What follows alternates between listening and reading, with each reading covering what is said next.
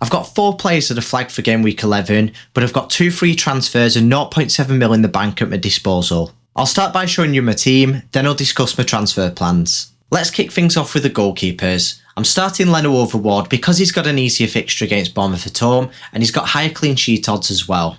Moving on to my defence, James is the first player that might not play for me. This is being recorded before the press conferences just so I've got time to publish the video for you.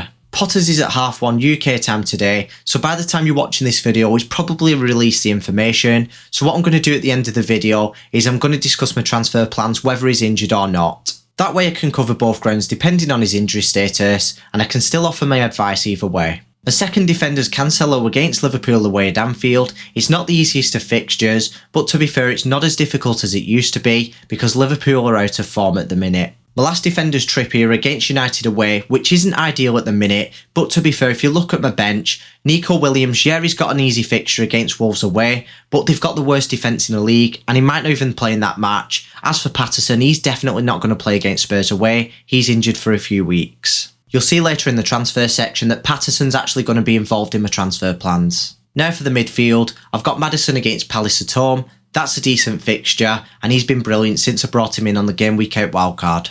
On the opposing team is Zaha. He's not got the home advantage, but I'd still say it's an easier fixture against Leicester away. If you watch my videos or you follow me on Twitter, you'll know that I brought him in last game week and thankfully got an assist. Long may that continue. Next up is Martinelli. He's the last player to survive my Arsenal triple up when I had Saka and Jesus. He's got a nice easy fixture against Leeds away. It's not as easy as it used to be, but I still fancy him against them. As you already know, I've got a lot of value tied up on him. I'm going to bench him for blank game week 12, then he's got a couple of decent fixtures after that.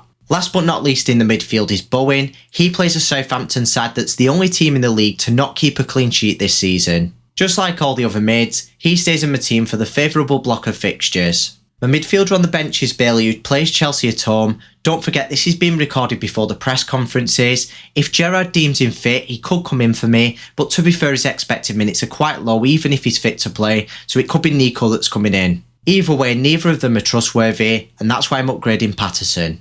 Up front of course is Haaland, and he's essential if that's ever a thing. He's a captaincy option this game week against Liverpool away. Competing against him for the captain's armband is Kane against Everton with a home advantage. It's a lot closer between these two players than you might originally think. Make sure you check out my best captain video after this video. The final player in my team is Mitrovic. He's another player that's doubtful, and like I keep mentioning, this is being recorded before the press conferences. Hopefully he gets the green light from Marco Silva. It's a nice easy fixture against Bournemouth at home. Let's move on to the transfer section. I've got 2 free transfers and 0.7 mil in the bank. One transfer that I'm almost certainly going to make is Patterson to Anderson. I need a defender that's going to step in for now and be an option going forward. Don't forget I've got some flags in my team that might actually stay there. Then I've got blank game week 12 as well. Another player that I considered was Dunk, but Palace have got better fixtures up until the World Cup than Brighton from a defensive perspective. Anderson's 0.1 mil cheaper too. It's a little bit of extra breathing space. Yeah, it's not much different, but to be fair, how many times do we go to make a transfer and we're 0.1 mil short?